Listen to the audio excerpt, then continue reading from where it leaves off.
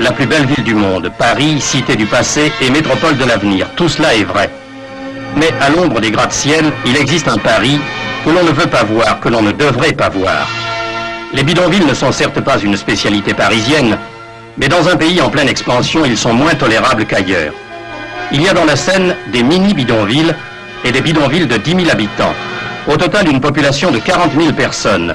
Mais pour l'ensemble des départements limitrophes, il faut multiplier ce chiffre au moins par 5. Ici à Bidonville, c'est la misère. Il manque de lumière, il manque de l'eau, il manque de tout ce qu'il faut, quoi. À Nanterre, pour tout le bidonville de la Folie, 10 000 habitants, un seul poste d'eau. Elle s'y vend au marché noir 50 centimes le bidon. Pas d'installation de viabilité pour ces agglomérations tolérées. D'où la fréquence des incendies. Nul n'a le droit de construire en dur dans ces villages voués à la destruction. J'ai voulu construire une baraque en partant, on m'a refusé, on m'a dit s'il faut construire une baraque en partant, on a démoli. Pour un grand nombre d'habitants, le grand problème n'est pas celui de l'argent. J'ai en voiture, je peux le voir à logement. Tous ces gens-là qui se trouvent ici sont arrivés en tant que travailleurs. Personnellement, je suis là depuis 7 ans avec ma famille et j'essaie toujours d'être étudiant et c'est chose pas facile, quoi. Non, ce ne doit pas être facile d'étudier Descartes dans cet univers à la Kafka où s'entassent des ordures innommables. Les voitures poubelles municipales ne franchissent pas les limites de ces cités en marge. L'exemple de ces jeunes qui ont sacrifié un pèlerinage à Chartres pour tenter d'assainir un bidonville, travail qui équivaut à remplir le tonneau des Danaïdes, ne fera certainement pas tache d'huile.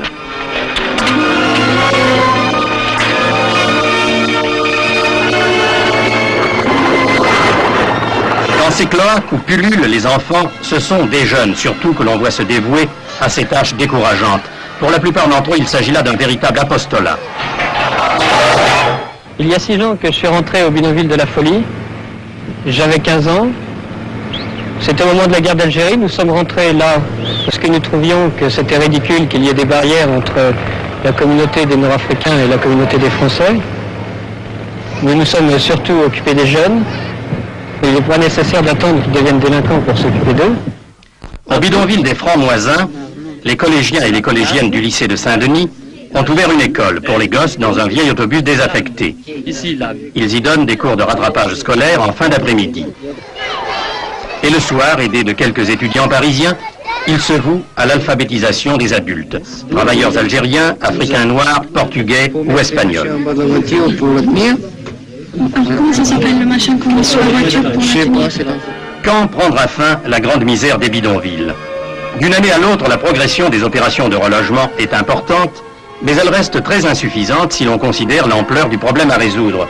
Problème sans cesse aggravé par l'afflux de nouveaux immigrants venant parfois clandestinement chercher en France le travail que leur pays est incapable de leur fournir. La suppression des bidonvilles était hier pratiquement conditionnée par la seule progression des plans d'urbanisme. Selon le plan gouvernemental actuel, le problème doit désormais être attaqué à la base grâce à des crédits de construction et de relogement. Ce qu'il faut éviter, et ce n'est pas le plus facile, c'est que les bidonvilles détruits ne renaissent de leurs cendres, car il est prouvé que l'ouverture d'un grand chantier engendre presque automatiquement la naissance d'un nouveau bidonville. Mais soyons plus exigeants encore. Il serait souhaitable que l'anarchie des bidonvilles fût remplacée par autre chose que par l'ordre de ces cités de relogement, si semblables à ces camps où certains pays racistes logent leurs travailleurs, disons le mot, à ces camps de concentration.